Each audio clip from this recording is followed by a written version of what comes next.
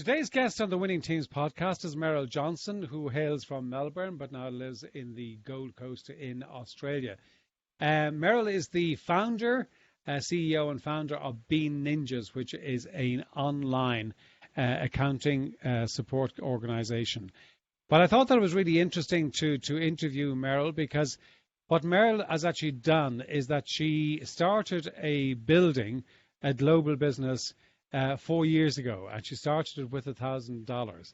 So, it just goes to prove the point that, you don't have to have gazillions in the bank before you start doing that. That's not to say it was easy or simple, but I think what you learn from listening to Meryl is that the clarity of her vision, that what you actually wanted to achieve was really important. And then, going about building that global business and building a team that could support her business in a global manner. And also what she learned about herself and the challenges that she found in doing that, where she had to buy out a partner, to make some changes, had to reinvest more money to make sure that the business stayed afloat.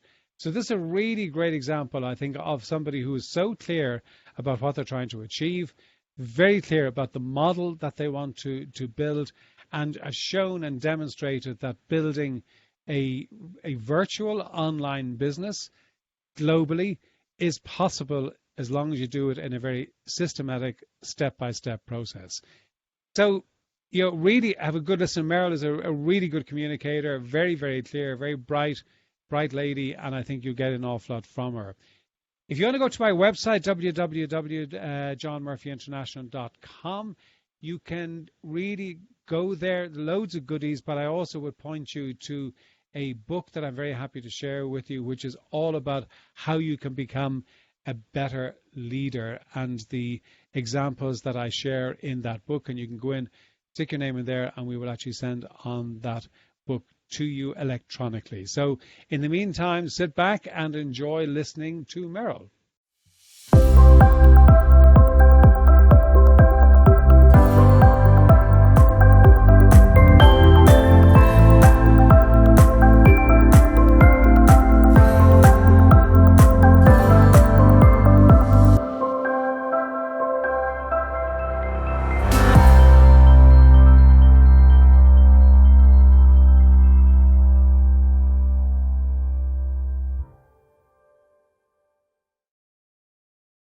So Meryl, originally from Melbourne and now enjoying the Sunshine Coast in near Brisbane in Australia. You're very welcome here today.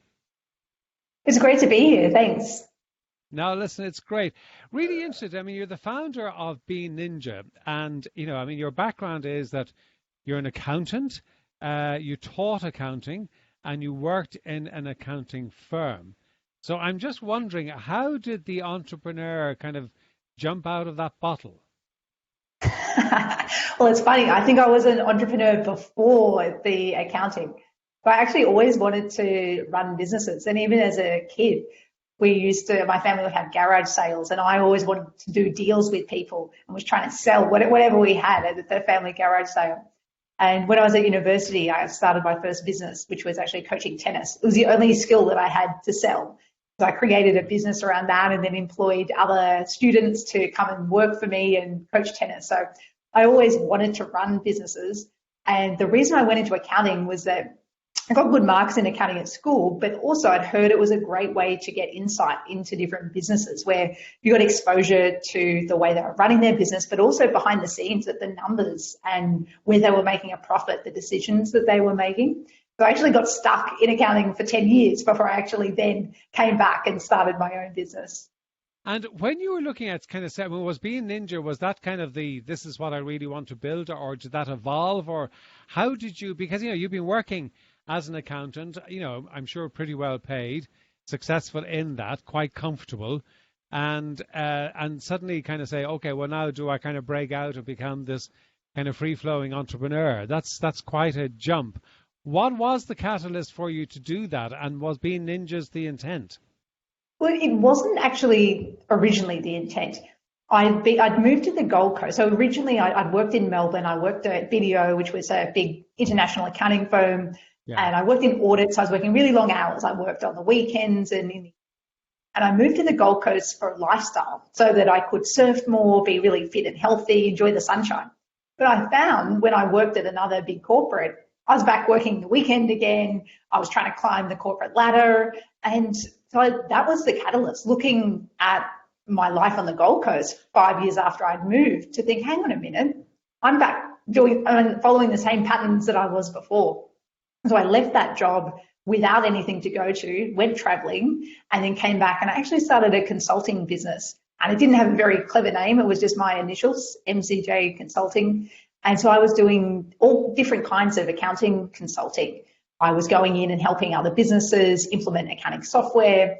I was helping them to prepare for year-end audits. And what I found was it was quite difficult to scale that business. It was project work. Every project was different. It was hard to build a team. Cash flow was lumpy. And so the catalyst for me to start a business was that I wanted more control over my lifestyle. And then the catalyst to start Bean Ninjas was that I found challenges in scaling the consulting business model, whereas I wanted to build a global business and have a team and an asset rather than be me trading my time for money as a consultant. And so that was when I thought about, well, what do I want my business to look like? And how do I make that happen? And then that was where Bean Ninjas kind of ticked a lot of those boxes around bookkeeping, playing to my skill set as an accountant, but being something that I could scale, something that could be done internationally because it's not so tax related, very process based. And I felt like I could build a team and a brand around that. I mean, very intentional, because I mean, so many people who kind of go down the route that you went, where you're in the corporate world and you leave and you set up your own business. But actually what they've discovered after a period of time is that they've kind of created another form of trap for themselves in their business, and they can't actually escape from that. When was it kind of really clear to you that if you really wanted to achieve what you wanted to achieve, was that you needed to have a different model? So did the model come first and the lifestyle afterwards, or did you say, I want that lifestyle and therefore I'm going to create this model? Well, there's a little bit of both. So while I was building the consulting business, I actually had a nice lifestyle because I was earning a much better hourly rate, and I was surfing a lot, and it was only a new business, so I wasn't working that much. So I could have just stayed doing that, but I actually had this desire that I wanted to build something bigger. And then I was involved in the startup community in Australia, and I was also just following what other people were doing. I was reading a lot of blog posts. I came across this business called WP Curve, which was the business model was a productized service, which is what Bean Ninjas is. And I learned then about that business model and how they were doing that successfully, and how there were all of these other productized service businesses as well. So I think it was a combination of being aware that other people were doing this productized service business model effectively, where they weren't doing the consulting work themselves. They were building processes and a team around that. So I became aware of that business model. And then I also saw the challenges with trying to scale the consulting business. And I also was aware that it was going to take me a lot longer to get to the same lifestyle building this business than if I just kept on with the consulting. But it seemed like a really fun challenge to me. And, when you're talking about, are you looking at the whole business of being Ninja? I mean, what is the vision that you have for the business? Well, when I started, it was a terrible vision. I'd never actually had a vision before, and it was all about me. So it was all about me only working 20 hours a week and going surfing. But then I realized that that's not what inspires a team, and they're not really going to feel excited about that.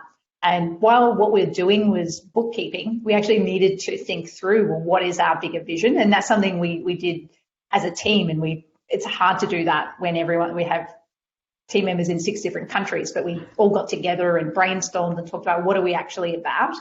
And that's when we realized, well, what we want personally, which is freedom over our lives and control about where we spend our time, what countries we live in, and the work that we do.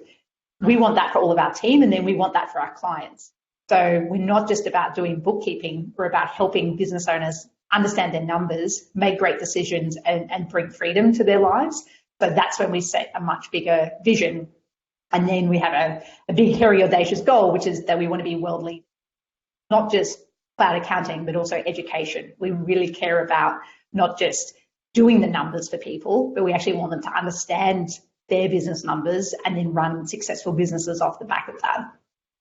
Yeah, I think it's really interesting what you're talking about there, because I think when you come to the vision, one of the things that I find, when I'm working with clients is to challenge them about the clarity of their vision.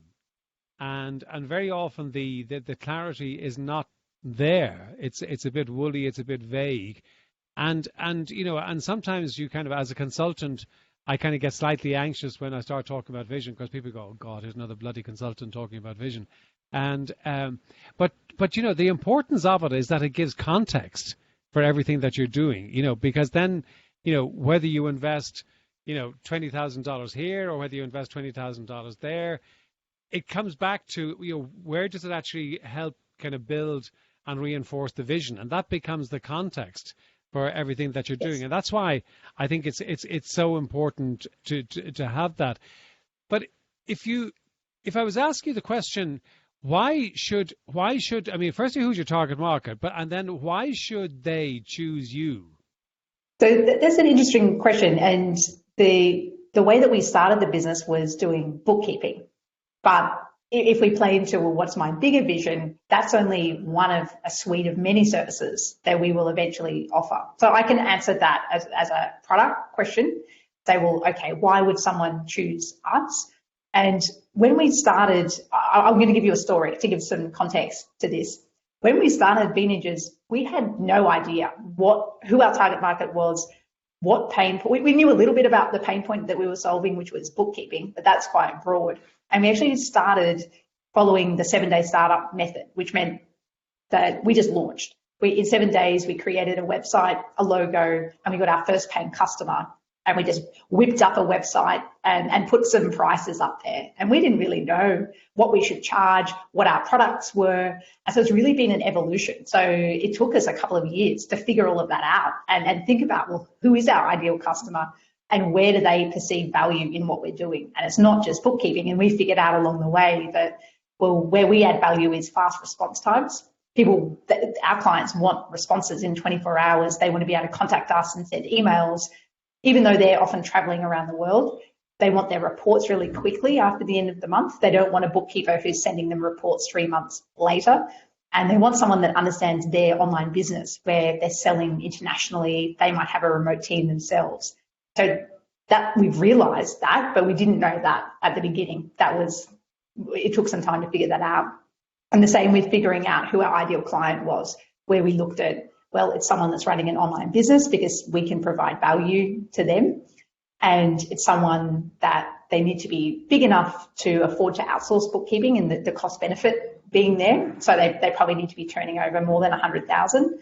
And once they're getting up to more than $5 million, they probably have their own internal finance team.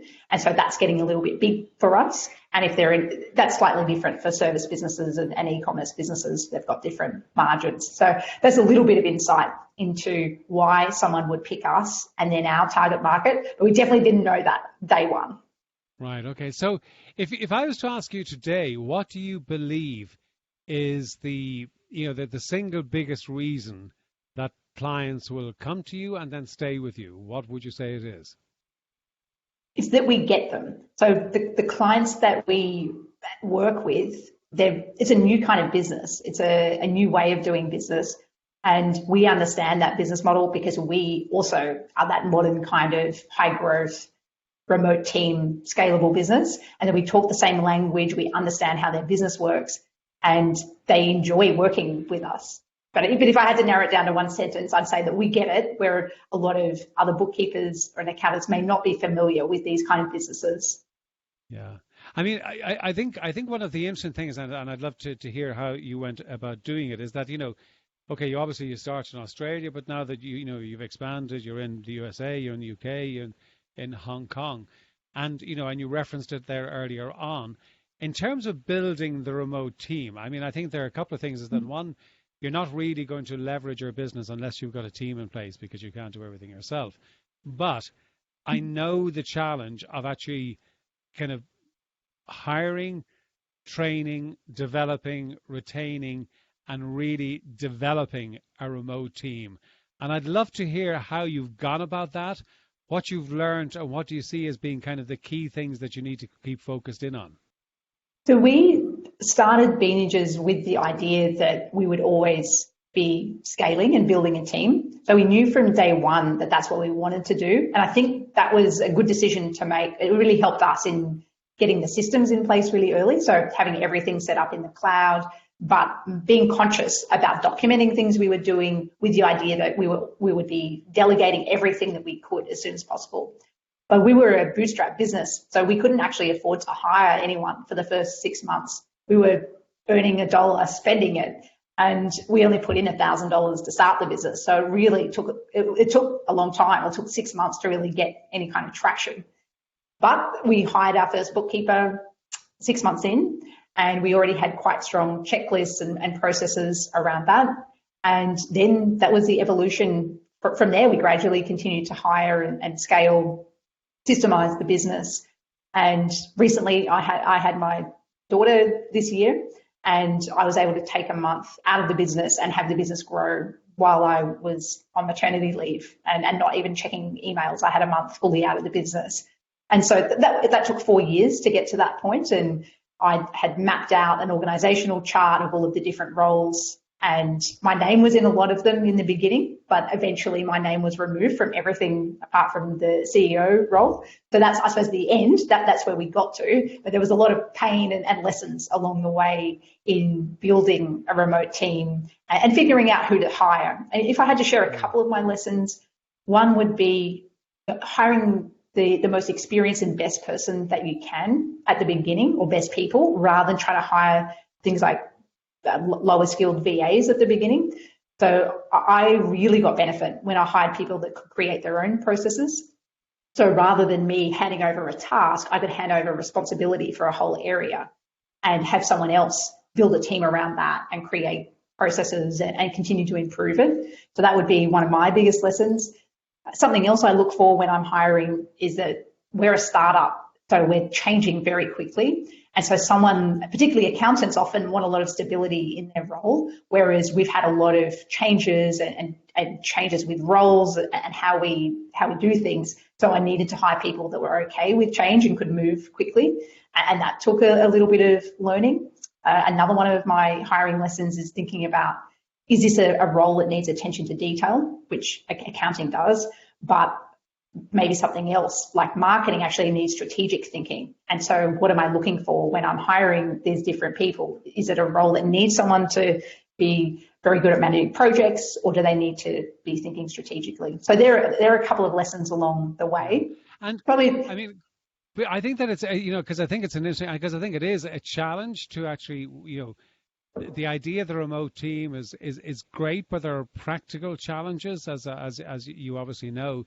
And I'm just wondering, to blend that group of individuals into a team, how do you actually create that? How do you actually make them go from being just a group of individuals who are all working remotely in their own homes or whatever it might be, to being a real team?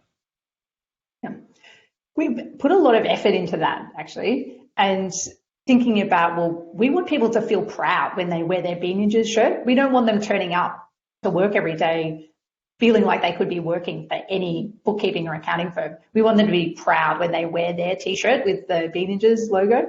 And so how do we do that? How do we make a company that people feel proud of and want to be a part of? And for me, part of that is thinking about each individual as a person in the team and doing little things like you would in the office. So contacting people, we use Slack as a chat platform, but chatting with people and asking directly one-on-one how they are, or we have regular processes in place like Zoom call check-ins with managers.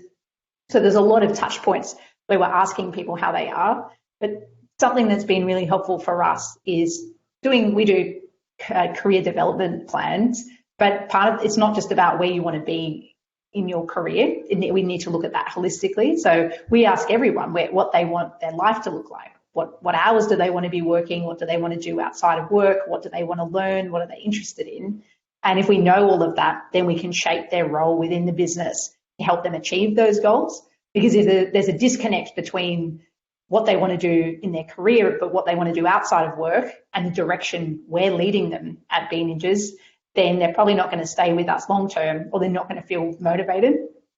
But also painting the picture for them about the opportunities that are available. So once we understand, okay, well, Johnny wants to get some experience doing onboarding with clients and learn some more skills about managing staff, then we need to create those opportunities. And they might not happen tomorrow, but if we know that and they know that there's that opportunity in the next year or two, and they're getting training around that, then I think that's quite motivating. So we put a lot of time into understanding where everyone's at in the business, what they want to achieve inside and outside of work, and making sure that their managers are really paying attention to that so they feel valued, and also that there's a long-term future.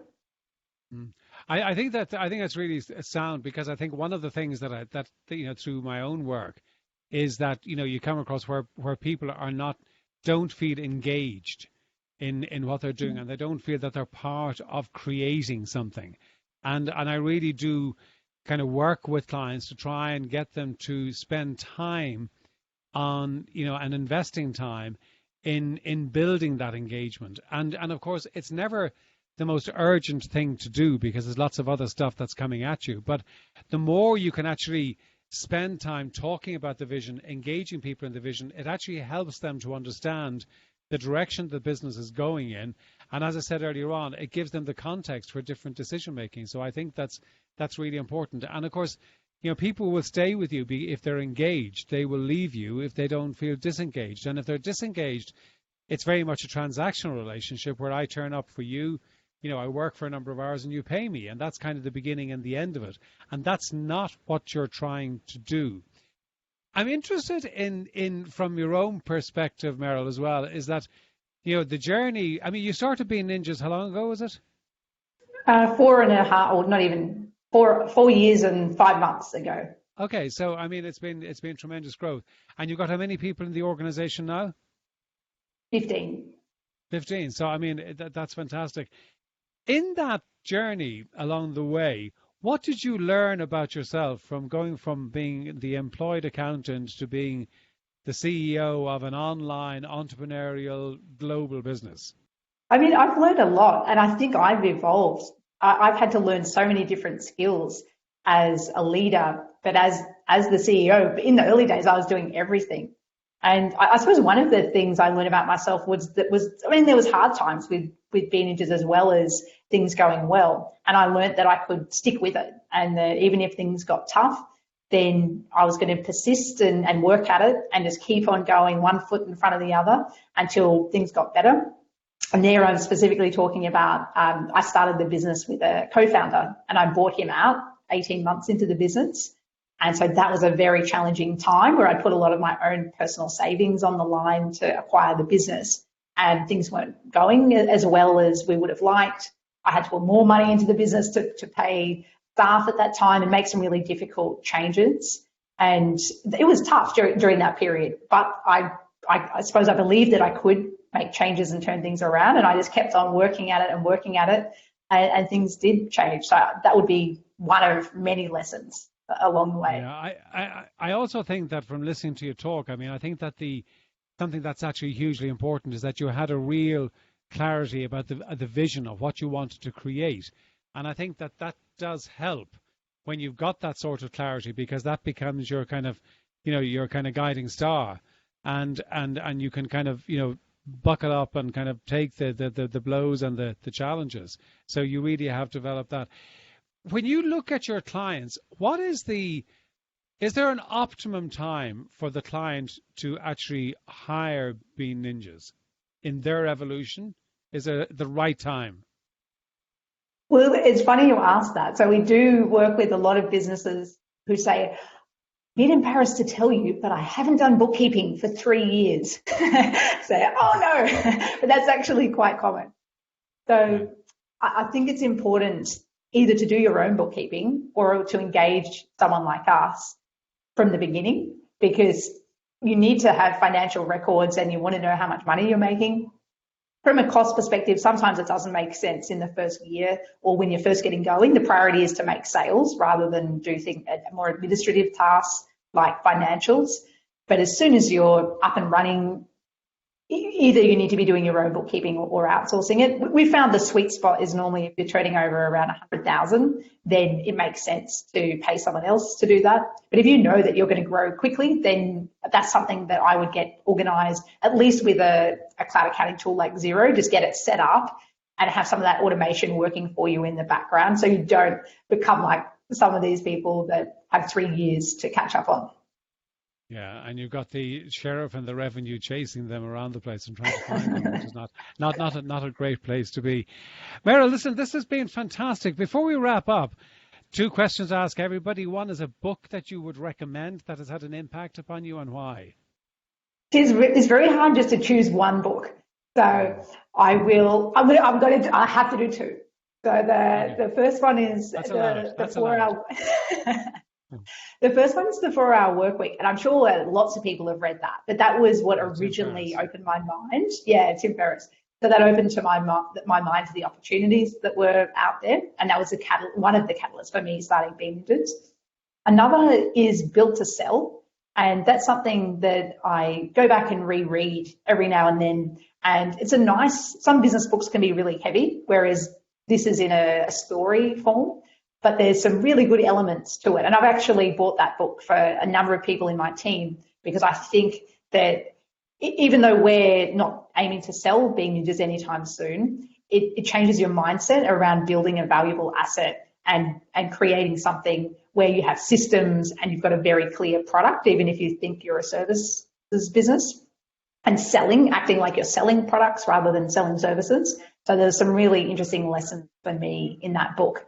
And I go back and reread it to learn and apply different elements. Who's the author of that? I've heard of it, and I'm pretty sure I've read it, but I just can't remember the author. Can you recall the author's name? Name's John, and I don't know how you pronounce his surname, but I think it's Warrilow. Oh, yes, it is John Warrilow. Yes, yeah, absolutely. But I think it's well worth it. But I think also the important point you're making is that you were clear about what you were trying to build, because people have got to be clear about whether they're actually building a lifestyle business or they're actually building something that they want to actually sell on and exit at some stage. Now, while how you exit might be way down the line, but I think it's important to be clear about that. I know you mentioned that you've got a new daughter, which is probably a bit of a challenge when it comes to talking about rituals, but just curious, what have your rituals probably been in the past, and what are they now, and how do you manage them? In the past, I used to have quite a disciplined morning routine, and I would be up before 5 a.m. every morning, driving to the beach and surfing. But if I wasn't surfing, then going for a run. And I regularly did yoga, not every day, but a couple of times a week. And also tried to include meditation into my routine. Now my routine's a little bit more disjointed, but I still do try and get up before 5 a.m. It's normally actually my daughter waking me up rather than actively try to get up. And I still do try and exercise every day. Again, that can be challenging with work and with family life, but I still try and prioritize that. That's really what clears my head and enables me to think well and feel, relieve stress. And I do meditate at lunchtime. So I shut the door to my office and use the Headspace app and lie down on the floor. That's the time that I can do that. Again, not every day, but I try and do that at least a couple of times a week. Well done. I'm sure they stand you well. And yes, children do have a habit of interfering with those sort of rituals. I can vouch for that. Meryl, listen, it's been fantastic to talk to you. I've really enjoyed it, and I know the audience will too. Where can people reach out and find you and engage with you? There'd be 2 places. One would be our website, so Bean Ninjas, which is BEAN Ninjas, NINJAS.com. And we've got a blog there and a podcast, so I'm pretty active in engaging there. And I'm also active on LinkedIn regularly, and that's just my name, Meryl Johnston. You can find, in fact, I can probably give you a link to that if anyone wants to connect there. Well, listen, thank you so much. Continued success. I hope you get out and do a bit more surfing and manage to actually do that, but it's been a real pleasure having you today. Thanks so much.